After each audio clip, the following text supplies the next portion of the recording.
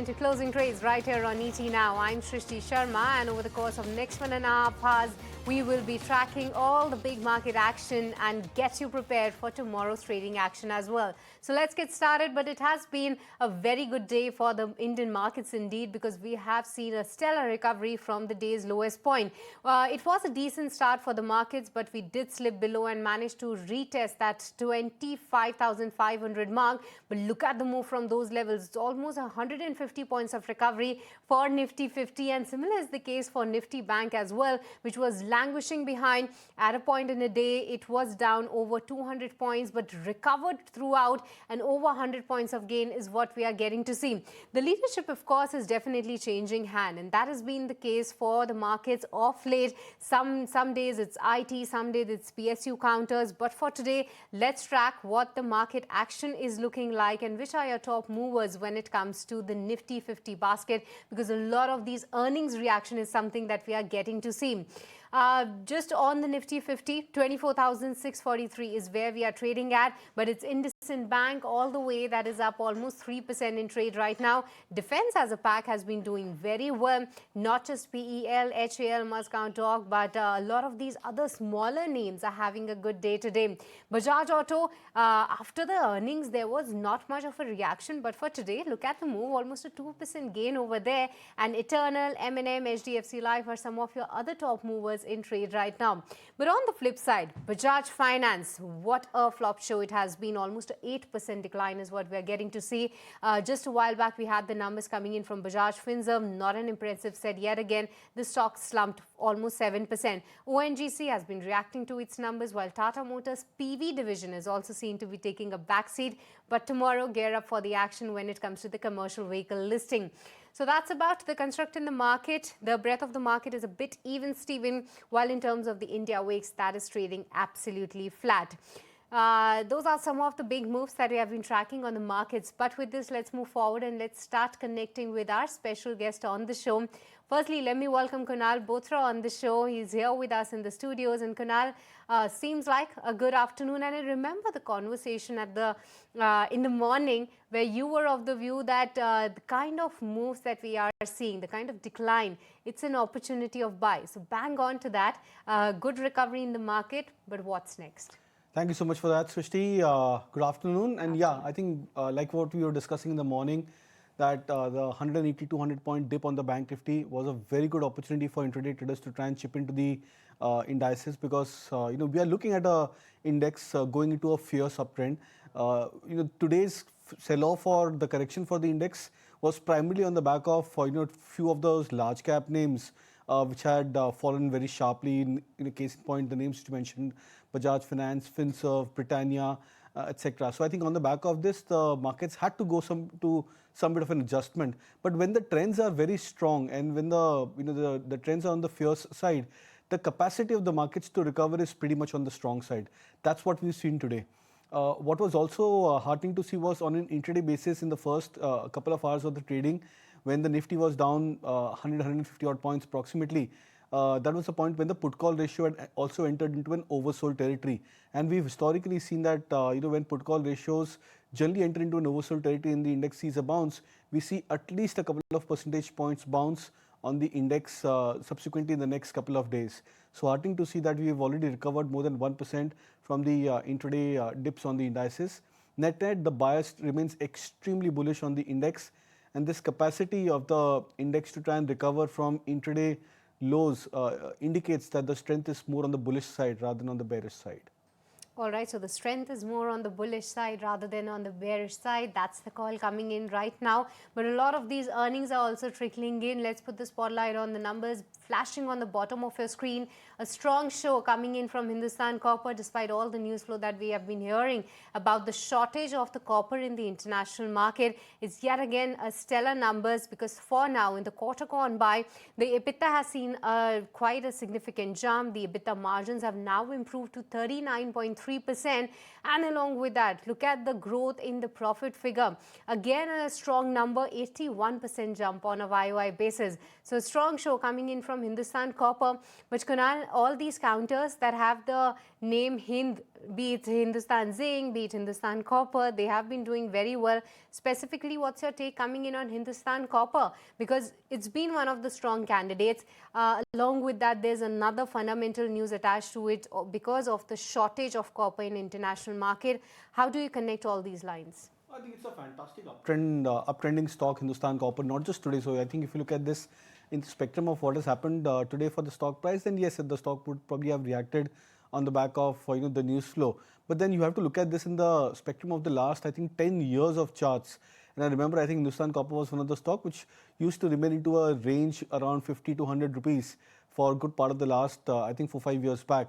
That stock has now looked extremely attractive. We are looking at a massive rounding bottom formation, confirmation, breakout happening for the stock price, and that could have a very strong, ripple effect into the stock price over the next subsequent many years to come by. So very bullish on the stock, from a longer term perspective.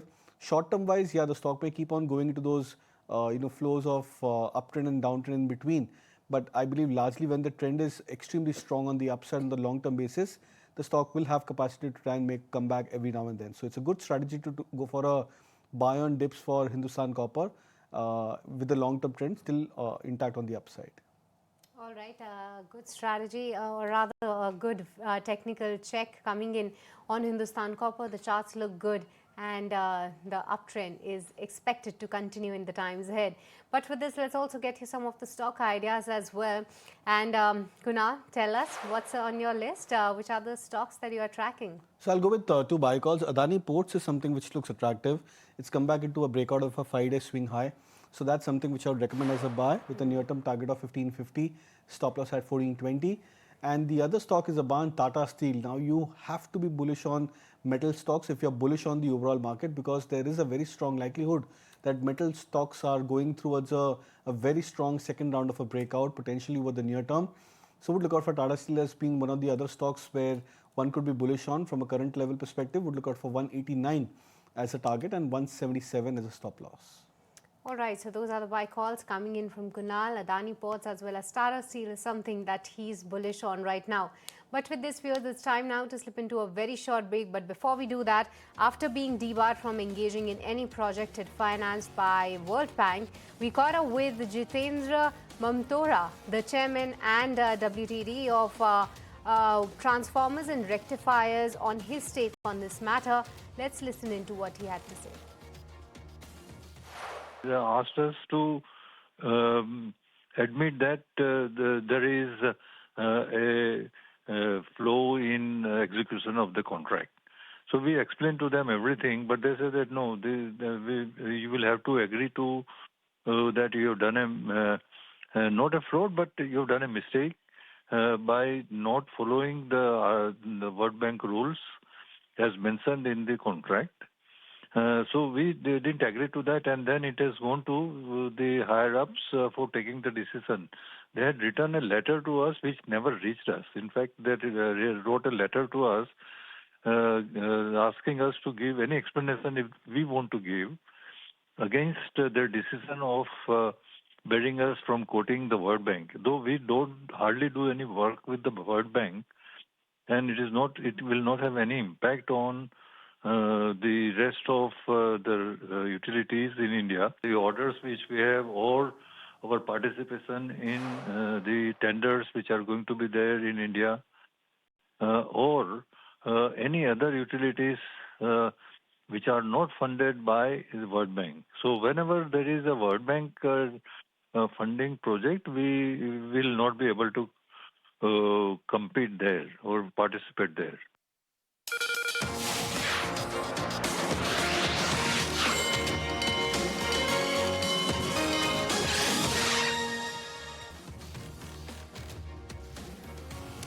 Welcome back, and thanks for staying with us here on Closing Trades. Daljit Kohli, Head Equity at Roha Asset Managers, joining us. Hi, good afternoon, Daljit.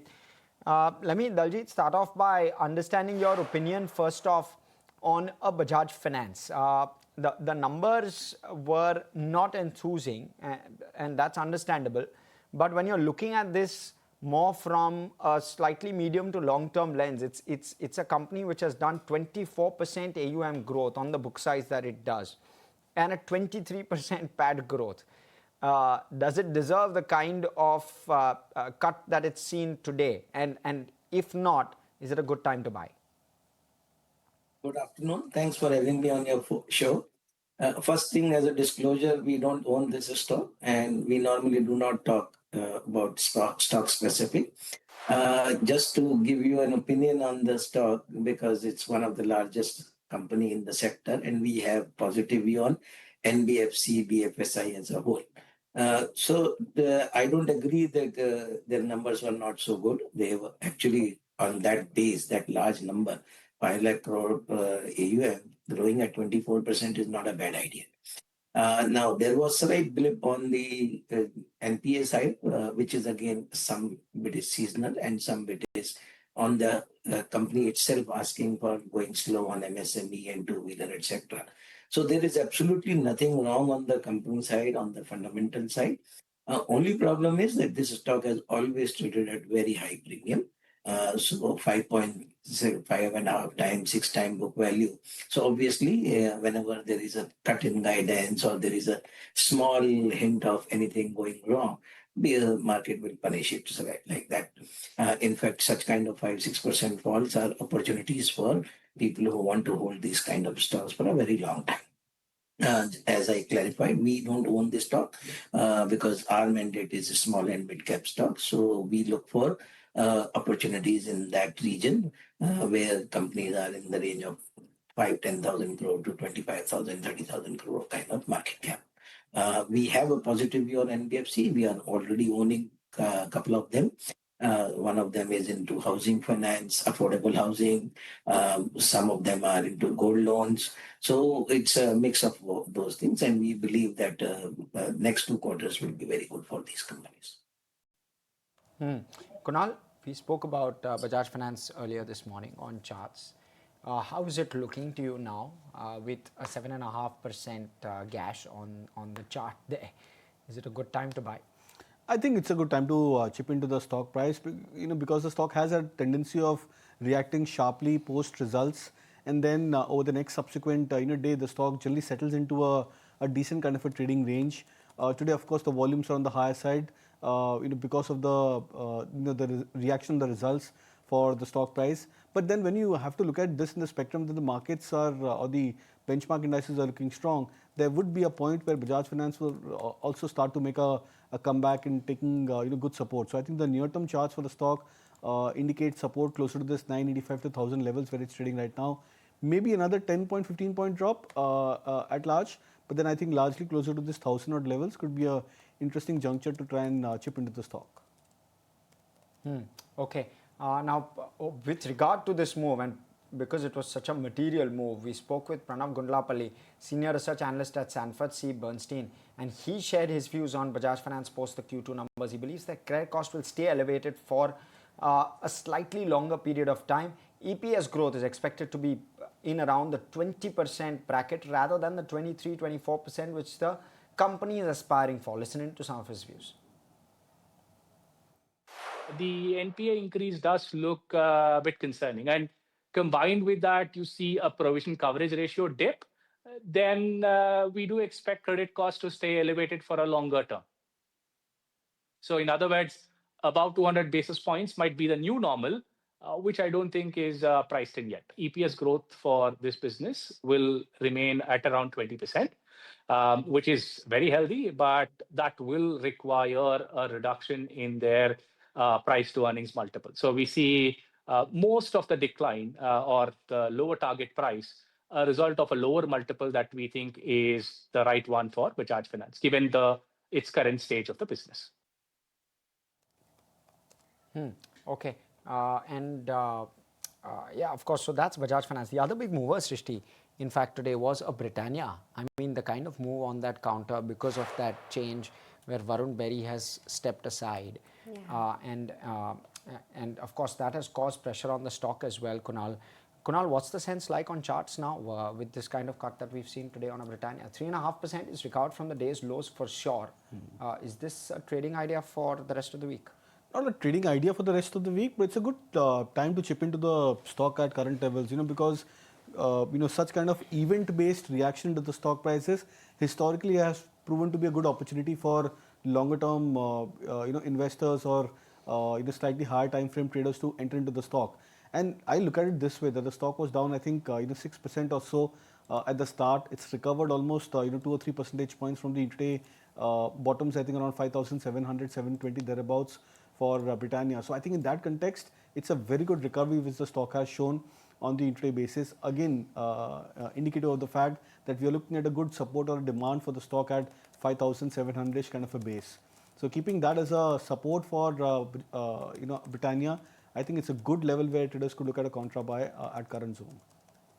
All right, so that's the take coming in on Britannia. A slight recovery from the day's lowest point is what we have seen, given the fact that Mr. Rakshit Hargave has resigned from Birla Opus, was supposed to be transitioning to Britannia at the post of CEO. It was something that the markets were actually a bit prepared for. And with this announcement, we see that even the investors are seen to be digesting the fact that Mr. Varun Berry will be transitioning from Britannia. But with this, let me first take it across to my colleague Snehi, who is standing by for more details on the journey of Mr. Varun Berry with Britannia and what kind of a returns under his leadership the company and the stock price has also made. Snehi.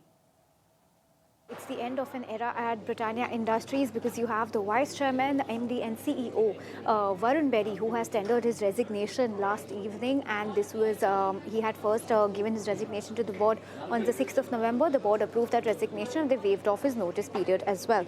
Now, along with stepping down from these managerial positions, he's also going to be stepping down from a whole bunch of committees that he used to be a part of, like the CSR committee, stakeholder relationship, finance, innovation, IT. All of them are going to be some committees that he's going to be stepping down from. Other than that, in the interim, now let's understand what's going to happen. Executive Director and CFO Natarajan Venkatraman has been appointed as the interim CEO of the company with effect immediately. Now, this is only till 15th of December.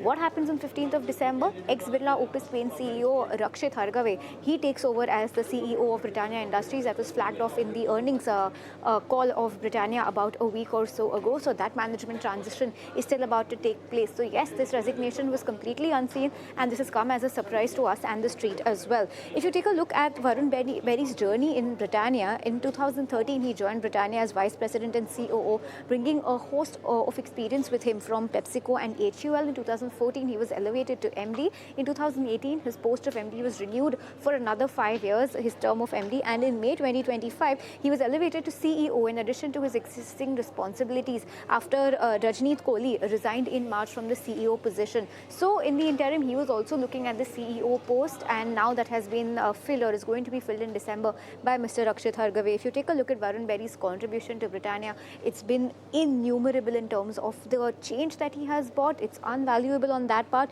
He's revamped business operations. He's focused on margin efficiency and margins. From FY13 when he joined were at 7%. They've gone to more than 18% right now. So big jump coming in margins under his leadership. He expanded the product portfolio category not only into biscuits but out of biscuits into dairy, into bakery segment. And remember, cheese as a segment for Britannia also came under him. Most importantly, Britannia became a part of the Nifty 50 group of stocks under his leadership, although Britannia is no longer part of the Nifty 50 list right now.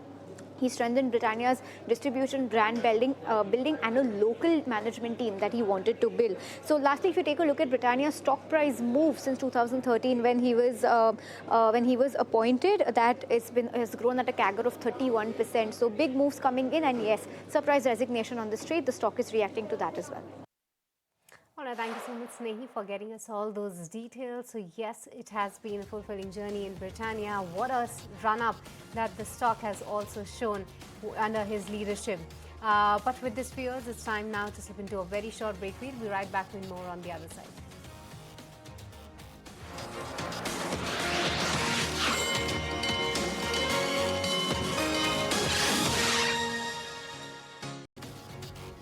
Welcome back. Thanks for staying with us. We're live from the SBI Live Studios, closing trades on ET Now. Joining us at this hour is Shivangi Sarda. She's equity derivatives and technical at Motilal Oswal Financial Services. Beg your pardon. Shivangi, great having you. Shivangi, let me first have your take with regard to the index itself. 25,500.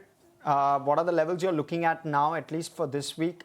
What are the kind of upsides or downsides that you see? Give us a sense. Yeah, very good afternoon, Harsh. Thank you for having me. So we've seen, of course, what a recovery today in the index, and the overall setup indicates that buying can be seen at any small declines, and there's a lot of absorption at the lower levels. Call writers have invited their positions, and put writers have strengthened their base as well. So overall, all the derivative setup is also indicating that there is strength in this market, and we are actually expecting a good move from here. So now Nifty needs to hold above 25,650 levels for the next up move towards 26,000 marks. So we're going for buy on decline strategy on this one, and of course support would be at 25,500 levels. And talking about Bank Nifty, of course we've seen outperformance continue here, thanks to the smaller banking names which are also still contributing to the up move. And we've seen that Bank Nifty has been consolidating at these levels from the last 8 odd trading sessions. But the good part is that there is a very smart recovery at 57,500 levels, where a lot of buyers are sitting. So we're looking at 57,500 as the major support for the banking index for the next up move towards 59,000 levels. All right, so that's the day coming in on Nifty as well as Nifty Bank. We have seen a stellar recovery from the day's lowest point, and a lot of these sectors are seen to be participating. Select PSU counters are actually doing up quite very well. Case in point being BHEL, which is now higher by almost 4% right now. But Shivangi, help us with a chart check over here, because I was just looking at the long-term chart, maybe a 6 months, if we can pull out that. The stock has managed to move above its key resistance of close to 270 odd rupees. This 4% move of BHEL, what does it really mean? Absolutely, Shrishti. This chart structure has shown resilience despite the market volatility and weakness. This has actually shown, excellent follow-up buying after the breakout. The previous hurdle zones were around about at 270 levels, which is now acting as a good positional support level. We've seen weekly basis, it has actually come out of it bottoming out structure, and follow-up again is quite strong on this one as well. So we're expecting a good up move here to continue towards 300 odd levels, and with a support of 280 zones. All right, so that's the take coming in on BHEL. Let's watch out for that. But within the auto pack, interesting moves out there, because what I see is that, yes, M&M continues its run up. Almost a 1.7% gain is what we get to see. But Bajaj Auto, that's an interesting one, because just day before yesterday, we had the numbers, or rather last week, we had the numbers coming in from Bajaj Auto, seams line and inline sale, but the commentary was positive. But the markets did not appreciate it much just today. But today, almost a 2% move coming in over there, has surpassed that 8,900 rupees mark for itself. Kunal, what's your sense on Bajaj Auto? We have been flagging it off that it has been one of the key underperformers in the two-wheeler auto space. If we compare it with the moves of TVS as well as Eicher Motors, Hero MotoCorp, what a fantastic move. But now, what's happening with Bajaj Auto? Yeah, it's been an underperformer. In both ways. When the stock corrected from that 13,000 levels in 2024 towards a point when the stock almost halved at 7,000-ish odd mark. So more like a 40-45% correction for Bajaj Auto from those 2024 highs. So in that leg also the stock underperformed, and then in the bounce back mode in the last 2-3 months as well. The stock has underperformed. So, for example, Hero MotoCorp was almost at 4,000. The stock has rallied almost 20-25% broadly, coming back to 5,300-ish odd mark. You've seen Eicher Motors do phenomenally well. Bajaj Auto in the same way, I think from 7,000-ish odd levels, the stock has come back towards 8,800 odd mark. So that indicates that the stock has been an underperformer with respect to the most of the other pack. But I believe that the stock can make a decent comeback in the near-term play. I would look at 9,300 thereabouts as a near-term target for Bajaj Auto. But if the entire auto pack, starts to make a comeback, and by that I mean the likes of Maruti, Eicher Motors, Hero MotoCorp, etc. If that shapes up, then you might see a much more further upside for Bajaj Auto. So as of now, it could be just about a mean reversion where the stock may bounce back and come back to 9,000 to 5,300 levels. And Kunal, just on the index, the kind of move we've seen today, what do you make of that move? 25,700, and thereafter we've pulled back by around 30-40 points. Not significant there, but the move from the low of the day has been very solid. I think we're up, maybe at the top we were up to 50 points from the low of the day, which is a % move in a day. Exactly. So, the best way to try and judge how the markets are moving is the propensity of the markets to try and make comeback every now and then. For the last 7-8 days of the previous week, the markets did not have any capacity of making a comeback. We were down, I think, 7 out of the 8 days, we were down 7 days broadly for the indices. In the last 2 days, specifically yesterday and today, and give or take Friday also to a larger extent, the indices are trying to make comeback for itself. 25,300 seems to be a good support for the index, where the Nifty has found an ample amount of support. Sector strength is starting to show signs of improvement. We were discussing yesterday the IT stocks. Today you've seen some recovery in the few of the private sector banking names led by IndusInd Bank this time around. PSU stocks are making a comeback for themselves. So when you have an improving market breadth, improving sector strength, and the Nifty trying to take support at key levels, the tendency for the index to continue the uptrend is pretty much on the higher side. The only change which has happened for the markets, for a short-term trader, would be that the average to range for the markets are slightly higher. So earlier it was more like a 100 to 150 point range for the Nifty broadly throughout the day. But right now the ranges have shifted higher. The ATR for the index is almost like a 250 odd points for the Nifty. So that intraday jump in volatility is what could keep a short-term trader on the edge. But trend-wise, I think we are headed on the upside. All right, headed on the upside when it comes to the trend in making. But with respect to Vodafone Idea, interesting commentary and the con call highlights on the bottom of your screen, where they say that they are in discussion with DOT about the next plan of action. They have completed the 5G rollout in 17 cities where they hold the 5G spectrum now. And with respect to the AGR dues, a positive commentary that they have now come out and now in discussions with the DOT. The growing population, penetration in government are the key growth drivers for Vodafone Idea, and even with the results where we have seen the losses to be shrinking on a sequential basis, and even the loss number was below than what the street was penciling in. That was indeed positive. At the start, where the stock was anywhere up between 2 to 3%, but with the day's move, it's almost up 8% right now. And throughout the day, we have seen that momentum picking up for Vodafone Idea. It's now a double-digit stock, so that's a good part. But what I'm also interested to see is the move on Indus Stars, because of late interesting developments over there. And Shivangi, what's your sense on Indus Stars as well? Because slowly and steadily, the stock is now holding that level of 400 rupees. What's your sense here? And I see that over the past 4-5 trading sessions, even the volumes are seen to be picking up. Of course, Shrishti, this entire space has seen a good amount of action. Of course, technically, the most sound stock in this entire space would be Bharti Airtel, but we've seen a good amount of action in the other stocks as well. Talking about the Indus Tower structure, we've seen that this stock has seen a good up move in the last week, and we've seen a domino effect on this one as well. But then again, we're consolidating at the higher levels. The good part is that it is still holding on to the support levels, which is quite important. So as long as it holds above 390 levels, we could expect around about levels of 420 odd zones in this one.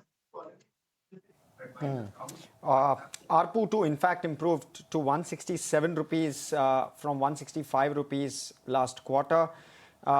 Largely in line with estimates, revenues coming ahead, and of course the numbers looking much better. Now, of course, the key is going to be that waiver of the tariff which it owes to the government. And if that gets waived, that could be a big one. But what we'll do is we'll slip into a very short break. Vodafone Idea, of course, on our radar. We'll slip into a very short break. Stay with us here on Closing Trades.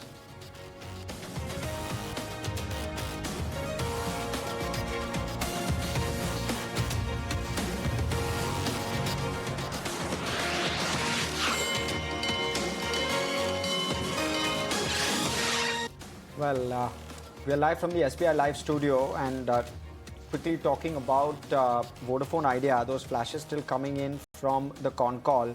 Plans of 50 to 55,000 crore capex. That remains as is. That doesn't change. But it's going to be financed via lender support and fundraising discussions which are yet to happen. That will obviously depend on AGR and the judgment, which is on your screen. So plenty of moving parts there. Kunal, you were positive with regard to a Vodafone earlier this morning. Continue to remain so after the move today? Yeah, broadly. So 10.5 is where we've pegged the targets for Vodafone Idea. Yeah. The stock seems to have come closer to those kind of levels. Intraday traders, I think for them, I think booking profits over here makes a lot of sense. But this also tells you that this is the third attempt, I think if I'm not wrong, for the stock towards 10.5 odd breakout mark. And we've seen time and again that when a stock retests a certain resistance level with every new low being on the higher side, subsequently that's an indication that the stock is getting ready for a breakout on the upside. So positionally, for the next 3 months or so, I would still believe that the stock is good to go for another 20 to 25% on the upside. But short-term wise, maybe for the next couple of days, you might see some bit of cool-off happening over here. You know, the top gainer on the Nifty today is an Indigo.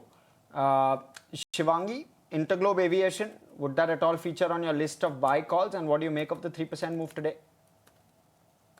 Harsh, Indigo has been my preferred pick, and this bounce was a good indication. And of course, we've seen that on the weekly basis, it is respecting its major support levels quite well.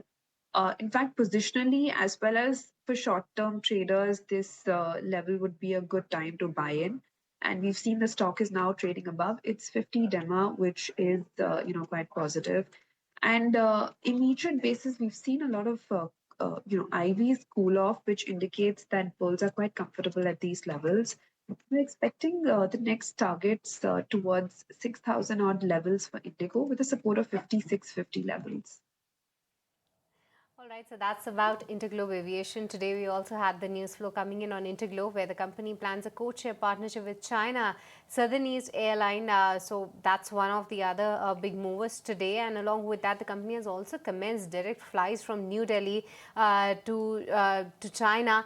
And because of that, we have seen a good move coming in on Interglobe Aviation. But the other big mover today within the F&O pack as well has been Bharat Forge. The numbers came by during 1 or 2 p.m. The numbers were actually a bit better than what the street was penciling in. But along with that, look at the management commentary. Firstly, on to the negative side, they're saying that the quarterly performance was impacted by a sharp decline that they have seen in the North America truck production. But along with that, they are also saying that they are witnessing that the exports into that region is seen to be declining further in the second half of FY26. But on the flip side, the company is also highlighting the fact that the defense order book is quite very strong right now. The business front, they expect to conclude more orders on their defense side as well. And it's India business that is doing very well for Bharat Forge. They have won for platforms, for newer projects, and they wish to participate more in the times ahead. I think post the first flash of the commentary with respect to where they say that they are witnessing exports in the North America region to decline further in the second half, we have seen that blip coming in on Bharat Forge. But post that, the kind of order wins that they have seen in their defense basket, the India business is holding very strong. We have seen a fantastic run up from those 1300 levels coming in for Bharat Forge, almost a 5% jump on that particular counter. But Shivangi, if I can have your take as well with respect to Bharat Forge, because this stock as well, I believe, has been one of those beaten down names and reacts very sharply with respect to the earnings as well as the management commentary. One such day is today. What's your sense on Bharat Forge? Absolutely. Bharat Forge has been one stock which has been quite volatile. But then talking about the overall structure, it is quite positive and it is holding up from the last 11 odd weeks. We've seen that the volumes have spiked in today's session, which is quite positive. And we're expecting that any bounce from here would be a good level to buy in. And of course, there is a lot of frenzy today, but overall, the structure of the long term is also intact. And we're expecting around about 1450 odd levels in this one with a support of 1360. So Okay. All right. What we do is we'll slip into another very short break, but some of the big movers, especially in terms of numbers, I want to quickly flag those off before we go into break. And we'll talk about some of them post the break. There's Emcure Pharma, which came out with numbers 3% lower. There's TVS Sri Chakra also, which is down. Redken is down 2.4 odd percent. Atul Auto is doing extraordinarily well, 11% higher, that stock. We talk about that. Borosil Renewables too, up around 2.5 odd percent. RITES also doing fairly well for itself. That margin expansion in RITES looking very, very good. We'll talk about that and more. Stay with us here on ET.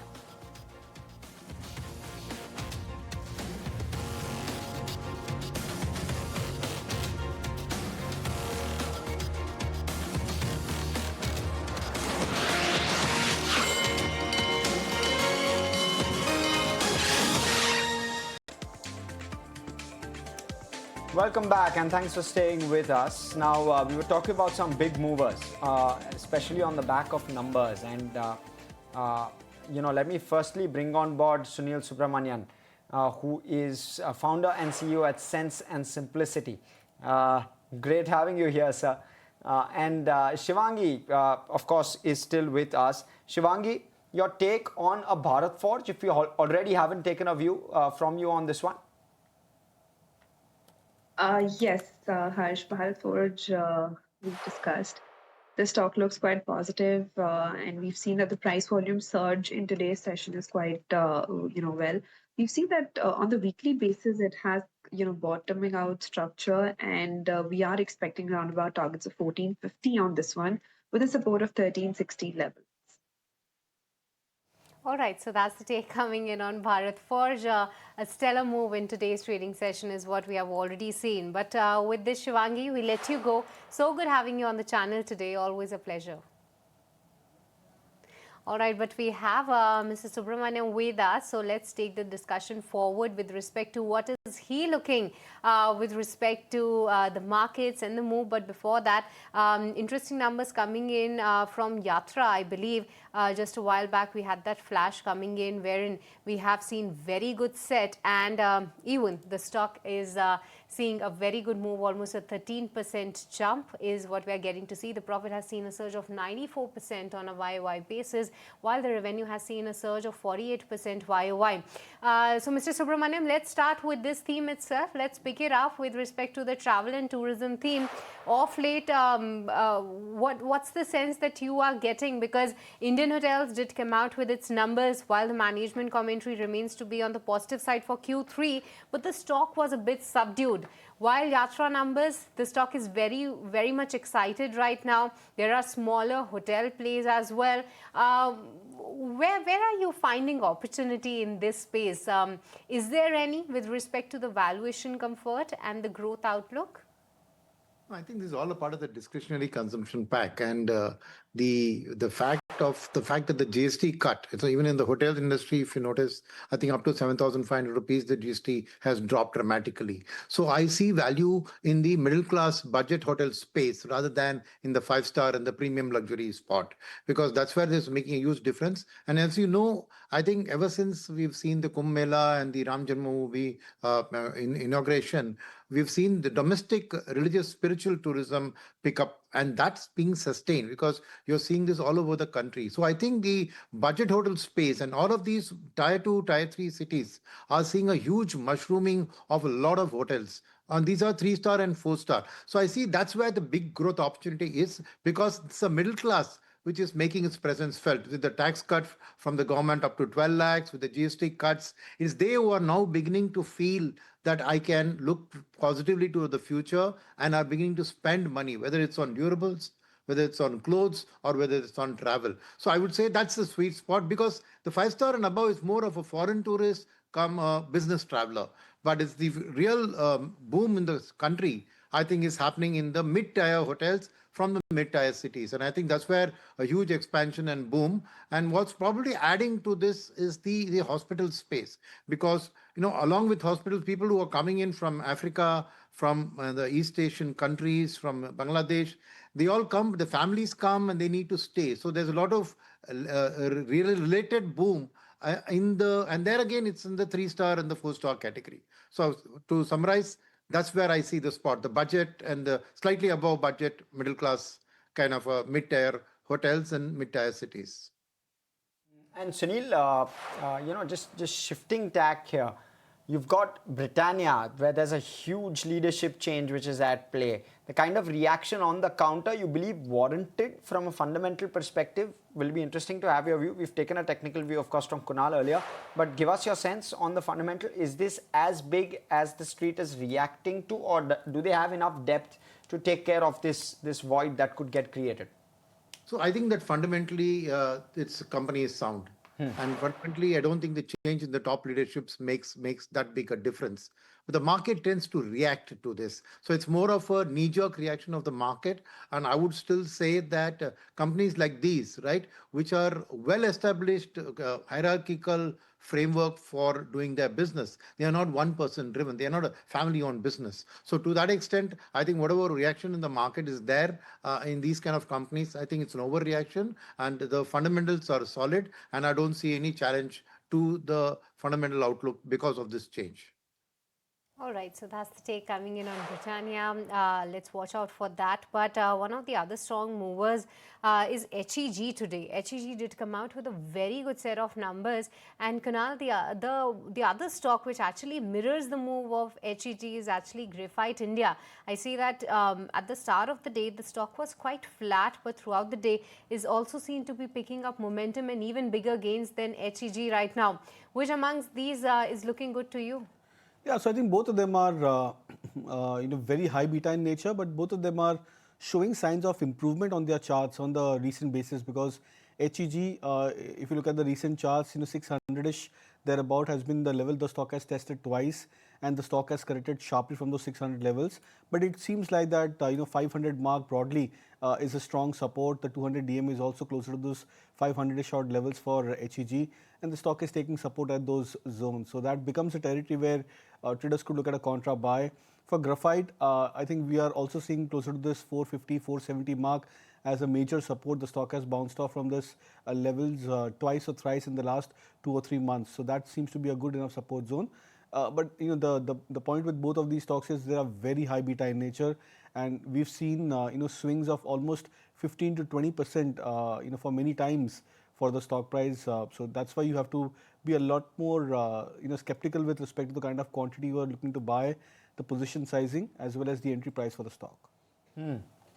There's one stock which has taken a bit of a knock both in trade yesterday as well as today. And that one is transformers and rectifiers. We spoke with management earlier today. Sunil, do you at all look at this space, because it's currently seeing a deep gash, both transformers and rectifiers, and then there's another one called Transrail Lighting, which is also seeing pressure. Do you at all look at this space? There was some cash flow issue. The execution was a bit staggered. The numbers didn't enthuse the street. But the management came out clarifying today, saying that there's no concern whatsoever where the underlying business is concerned. This is a transformer business company. Power has seen a huge transformation in the last few years, been a multi-bagger story. What next? Is this an opportunity to buy, is what I'm trying to judge? Well, I don't track at the micro level these companies. So I'll give you only a macro answer that power is on a good wicket. Given the country's growth and the need for power and the investment in alternative power. So obviously transmission and distribution will grow along with that. So overall, the top lines are going to grow tremendously, and the bottom lines of each company specific will of course be subject to vagaries. To me, if you have a medium-term outlook, keep a 5 to 7 year outlook on this situation, then I would say that you can keep buying on dips. But don't expect any short-term big bounces, because a lot of the story is in the price. Today coming in on the transformer space, but with this, viewers, let's listen in to what Swiggy CEO Rohit Kapoor had to say to ET Now on their fundraising plan via QIP route and the company's growth outlook here onwards. Look, I think the QIP is yet to open, so I will not like to get into the details of what the funds. I think those documents will be available to the public at the right time and for everyone's consumption. But overall, look, we have a comfortable balance sheet, right? But these are also times where I think the opportunities in front of us, whether it's quick commerce or some new areas, the market is still expanding. The market is really growing at a fast pace. In quick commerce, for example, is pacing 80 to 100% year on year. So in that zone where there is such a large market yet, because some people believe that India has matured. I'm not in that camp at all. I think India is really on the cusp of growth like we have never seen before, and I'm not talking next quarter or 2 quarters. If I always keep saying I wish I was younger, right? Because the next 10, 20 years economically what India is going to experience is nothing like what it was in the last 20 years, which was also great, but I think the inflection is coming. So I think we are well positioned to capitalize on some of these opportunities, and we want to keep always a very healthy balance sheet to do that. Yeah. And the food delivery business specifically, last quarter you saw 18.8% growth in GOV, quite healthy within your guidance. So, going forward, do you see it being in the 18 to 20% range as you're focusing more on the affordability part, where we see more demand than the premium parts as of now, just in absolute numbers? So, do you think you could even surpass the 20%, or how are you sort of, balancing looking at the affordability and the growth? No, so the 18 to 20% guidance remains. But do we want to do more? Yes, right? Like any other solid company, I think we just want to grow more. And I think there's an opportunity if we can openly unlock the affordable segments in a much more decisive way. Having said that, look, the food delivery business is also very profitable. We declared 2.8% GOE as EBITDA last quarter. And that is, we've guided to a 5% of EBITDA, of GOE as EBITDA. So that journey also continues. It's a question of balancing it out and making sure that while we are making the vertical more and more profitable, we are not doing it at the expense of the growth which is available in the market. So our eyes will be on both. I think that's the job that we have cut out. Right? All right, so that's the take coming in from the management of Swiggy, talking to us about the fundraise plans that they have declared and even received the board approval of late.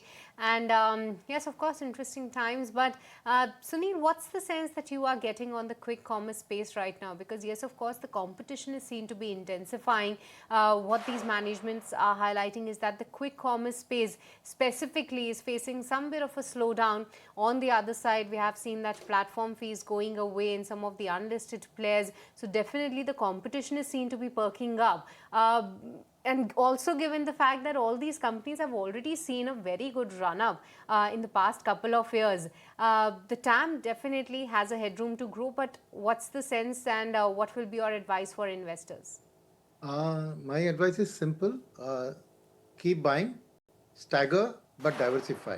So what do I mean by this? Yes, these price valuations are quite rich, but the growth potential is also quite good. It depends on the time frame and your risk appetite. So what I would suggest is that, first of all, don't pick players, right? Buy the entire pack.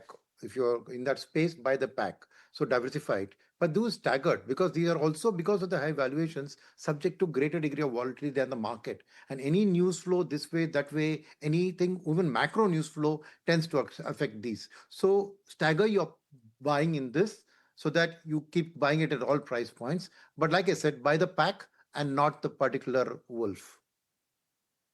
Sunil, do you believe that this 20-year runway, and I was reading somewhere today that Lenskart will have to grow at 18% CAGR in terms of top line for the next 20 years to really justify the kind of valuation that it has in its IPO? Are you also of a similar view that they will have to grow very, very fast for very, very long, and that's a real risk, or that could be a real risk? Because from what the Swiggy management was indicating, they were saying that India has a very, very large growth runway in front of it. See, I think that's the biggest problem that we are facing, is that we are still using old world models to judge new age businesses. This function of taking 18 years to get to this is all because you're using your traditional discounted cash flow models, using a equity premium cost built into it, and trying to arrive at these new age businesses. Don't go by those, right?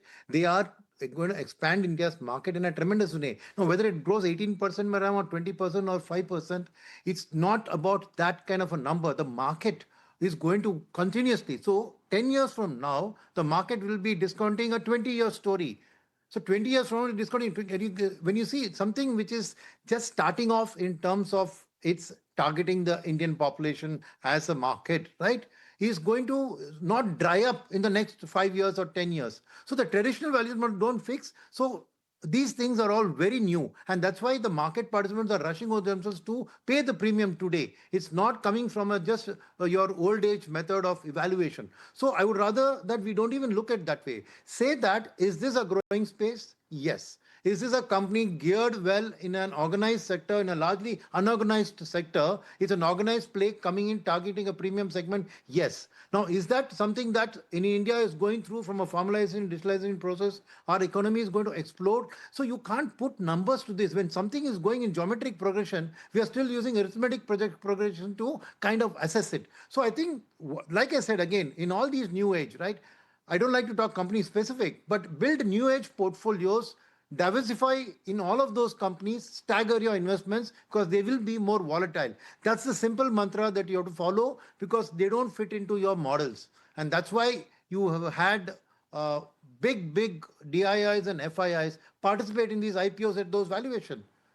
Why do they do that? It's because there's a much larger story out there at play, which is our story about market expansion. It's a story about a young India growing and experimenting with new things and willing to spend. It's a story of our growing per capita income. A whole lot of things fit into it. So in an Excel model of projection, you will hesitate to put in 20% growth at any particular year. You will say, no, let me take it as 7, 10, India's nominal GDP. And that's the problem with assessing these new age companies. Now, there's no right and wrong. So market ultimately, bhav bhagwan hai, as they say in Hindi, right? It's the price which tells you the collective wisdom of the people there. Now, that could change tomorrow, so stagger your investments into it. But you have to stay invested in the new age because that's the new India, and you're going to miss out on this whole thing. Because I'm just saying that if you go back, let's say 20 years or 30 years ago, and look at Infosys as a model, did anybody predict these things happening at all? I doubt it. So I think that my answer is respect the market, but respect the fact that the market is also volatile. Hence, and don't try to pick winners because, like you said, it's a huge stiff competition there, and it's not only from the share market players. There are unorganized players, smaller players, all competing in this marketplace. So diversify and stagger. I think that's my answer to these new age. I seem to have hit a nerve, Sunil. I seem to have hit a nerve. So, but thank you for that. Kind of summarizes how you feel about some of these new age tech companies. What about the telecom companies? We had Vodafone come out with numbers. There's plenty happening within that basket as well. But there are just 2 or 3 ways to play that. Whether you would opt to play it or not, and if so, would you play it through the number 3 player, or how would you play it, Sunil? Well, my answer is the same. Diversify. Don't pick the winner. Because what happens is that the loser's share price is so bad that the bounce back you will get from any improvement in his finances, operating model, anything is going to be phenomenal. Now, the point is that, so don't, in such new spaces, we have only 3-player industry there. So buy all the 3. Don't try to pick a winner. But is telecom going to expand? It's absolutely right. We all know that internet penetration and everything else is going to go. And because of the kind of oligopoly of 3 players, pricing power is in their hands. Yes, one of the players hasn't done that well, and that's why he's on the back foot. But there's a government coming and helping bail out. We don't know how the future is going to do. So don't try to pick A, B, or C. Pick all of them. Maybe you tweak the proportions in terms of what you think, but you better be present in every one of those because the volatility in these prices will be huge. And again, sorry to keep repeating like my broken tape recorder here, but diversify and stagger. That's my approach because even telecom to me is a new age business. I know it's been there for quite a while, but the forward is also huge in terms of this industry. So my answer is very simple, right? Don't try to pick winners and keep investing in them in a staggered manner. All right, so that's take coming in with respect to how you should pick your counters within the quick commerce space. But Sunil, I was interested to know that what about the defense pack? Because of late we have also seen very good moves once again starting in the defense counters. Well, of course, we have seen good numbers rather coming in from some of the majors like Bharat Electronics. But given the growth outlook, picking all at once, will that be a good strategy? I think picking all at once will be a good strategy, but I would like to add a small rider here. And there, if you see, what's happened is the story of defense in India, and especially if you look at the defense Nifty index, is of the public sector, right? Because 70 to 80% of the Nifty Defense Index is public sector companies. And because they are beneficiaries of government orders, because the Atmanirbhar Bharat program has played a large way through them, and the Indo-Pak war has meant we used up a lot of our ammo and ammunition, and so we need to flesh orders and modernizing. Yes, but the new emerging story there is not just the PSUs. The new emerging story is of the private sector defense in the new age warfare, the drones, the UAVs, right? And there they demonstrated their success brilliantly during the Indo-Pak conflict. And post that, what we have seen is a huge rise in the order book for these companies from not only Asian countries, but I understand even Europe, where because of America's kind of shunning NATO, each of the European countries is looking to build their own defense stockpile now on their own, not just relying on an America-funded NATO. So because of which now their defense budgets are going up and they're all interested in the new age warfare. And so the Indian defense export story is going to be a huge, it's about 22,000 crores now. The next 5 years, I see it going to 50,000 crores. So with that kind of a growth, I would say build a diversified defense portfolio, but allocate half to the public sector and allocate half to the private sector and keep some amount of cash for newer private sector which are not yet in the stock market, will come and list in the next year or 2 years. So my story is the same, right? But this time I'm saying put an equal weightage to private sector defense along with public sector, right? The valuations are already pretty stiff. So my other philosophy of diversify and stagger investments sticks even here. But like I said, here I just want the mix to be a little bit increase towards the private sector and make it 50-50 between private sector defense and public sector defense. Okay, all right. Some of the other movers, and let's talk about those, is Atul Auto, which is up 8.7% in trade. Kunal, of course, numbers came out. The numbers looked decent, I believe, Srishti. And but what is it looking like on charts? This 8.5% move on an Atul Auto. So I frankly don't track the stock very closely, but then I think looking at the charts over the last 1 month, 1 or 2 months, specifically the month of September and October, I think there have been many days when the stock was up, 5-10% broadly for consecutive days. But then largely the stock has been more range bound in the last 2 or 3 months or so. 420 has acted as a major support for the stock, but on the higher side, we've seen a sort of a strong resistance at 540 mark for Atul Auto. So really a stock which I believe could largely be into this broad 20-25% kind of a range, 420 as a support and 540 as a resistance. And what about the defense counters? We just spoke about them on the fundamental side. MTAR Tech is one which is up 6.5%, one of the top gainers on the BSE 500, I believe. And there's also Latent View doing very well for itself. In fact, there's a bunch of defense counters which are doing very, very well. Latent View, not a defense counter per se. But let's talk defense first. Give us a sense of how's it looking. Yesterday also defense was a big gainer. Today also up 2.5%. So there's a definite tilt which has now come back into the defense names. It started off with HAL, I think, yesterday, and BEL start to show signs of strength. And then I think that slowly and steadily trickled into the other names. Then Bharat Dynamics, you saw BEML, in the shipping names, GRSC, Mazagon, etc. They start to look fairly attractive.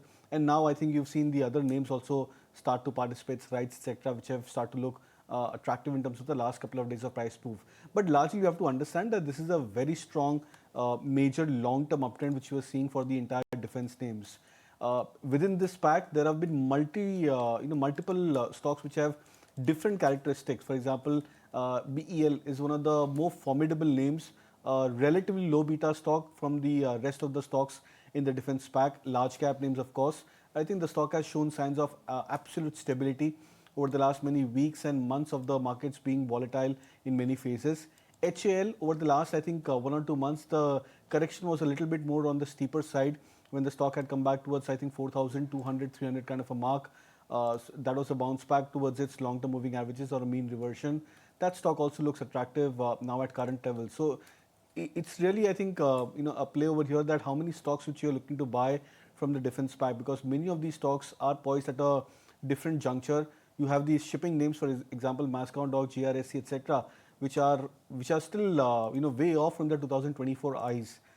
So I think that's also another play which one could look at in terms of pure classic risk reward, and especially with a time frame of 18 months or so. And with that, we hit the day's high as well, Kunal. 25,705. Yeah, so day's high. Let's take bets. When do we hit all-time high? So I think going by the pace, we should be closer to the all-time highs. Maybe 26,000 is where we discussed yesterday. So I'll probably revise it to 26,200 thereabouts for the Nifty. But my sense is that potentially next week we should be closer to 26,000, 26,200 levels. All right, interesting. But Sunil, do you concur with that view that all-time high is nearby and we could hit those levels anytime soon? Well, I think it all lies in the hands of one person, Donald Trump. Right? He needs to follow through with repeated Truth Social tweets about we are close to a deal, we are close to a deal, and great friend of Mr. Modi, great friend of Mr. to actually get a deal signed. And the day that deal is signed, even if it is a partial deal or an interim deal or a phase one deal, the markets will easily cross their lifetime highs because we are so close to it. And FII flows have been dragging it down. One small tilt, even if FIIs really don't come in as big buyers, but they stop their selling, the market can hit a lifetime high. So, like I said, picture of Mr. Trump, and keep looking at that and wait for him to actually sign on the dotted line instead of just saying it's coming, and let it come. Okay, Sunil, thank you so much for joining us this afternoon, giving us all of those views. We'll let you go on that note. It's been a fun conversation. And thanks so much once again. Well, we are continuing to sit at intraday highs, 25,703. We hold those levels. In terms of how the market move has been, it's been a very, very smart move. From the lows of the day, we've recovered very, very well. Of course, the losers largely remain the same. Bajaj Finance and Finserv are the top two losers on the Nifty 50. No surprise there. ONGC, again, despite delivering a decent set, is down 0.75%. It's the other loser on the back of numbers, but plenty of gainers. There's Interglobe, there's M&M, which has quietly and silently run up 2.5% today. BEL and the defense pack was doing phenomenally well as well. I'm just clubbing the entire defense pack as well. But that's the other one which was up 2.5%. Adani Ports was up 2% as well. So some of those names really shining well. IT stocks was another story which continues to do well. Second day on the trot. The IT index is up 1.25%. And the Nifty India Defense Index is up 2.5% at close. So some real smart moves seen there. The other index which has done well sectorally is the Auto Index. 1.1% higher is what the Auto Index has done at close. Again, very similar, very smart move all through the day. And we've recovered very, very well on the auto counters from the day's low. Some of the big movers within auto, of course, we spoke about M&M, but Bharat Forge was up 5.5% on the back of numbers. Samvardhana is the other one, up 3.5%. Ashok Leyland also up 2.5%. So some good movers within the auto pack as well. Bosch, TVS and Exide are the only three losers on that index. So that one doing well as well.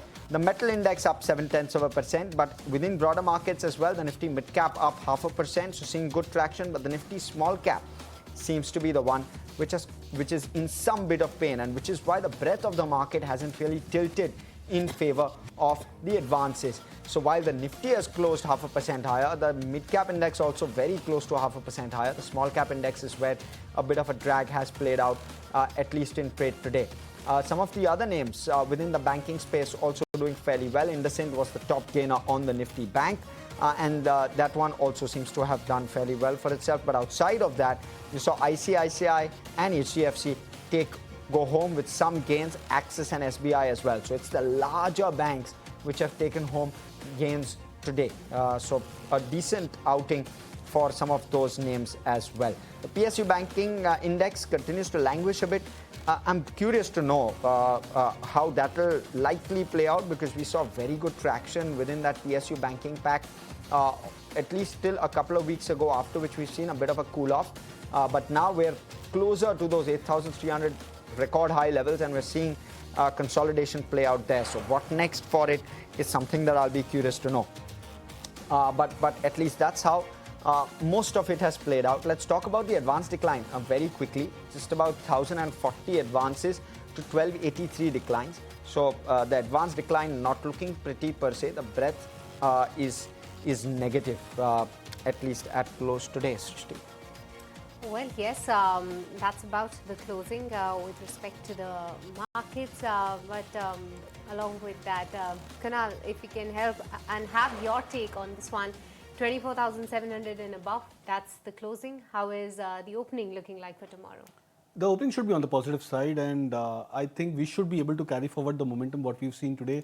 Yesterday was a day of correction from the intraday highs in the last hour or so. Today was a day where you saw the index rallying up from the intraday lows. So I think on both sense, I would look at the index just about trying to navigate at this 25,500 mark, but the direction still headed on the upside. We've still made a pattern of higher highs on the index. That's a very good positive, because to break a trend on the downside, you need confirmation that the markets have moved on or tilted on to the other side. And the best way to look at it is the index making higher highs for itself. So all in all, I think it was a good day for the markets as such, but it indicates that the sentiment carry forward should be on the positive side. And PSU banks, Kunal? I think largely the action should make a comeback. We've seen minor consolidation for many of the PSU banks in the last 4-5 days. We've been discussing last week or so that the markets are getting a little bit more heavy on the PSU banks. Too much reliability over there. So these stocks have to go in for a pause or at least a minor correction. We've seen those minor corrections and pauses happening for PSU banking names, but I strongly believe that the sector will make a comeback sooner or later. Okay, with that, we're completely timed out on this edition of Closing Trades on ET Now. From Kunal as well. Thank you so much, Kunal, for joining us. But from Srishti, myself, everyone who puts this show together, thanks so much for watching. Stay with us. We continue live coverage here on ET Now.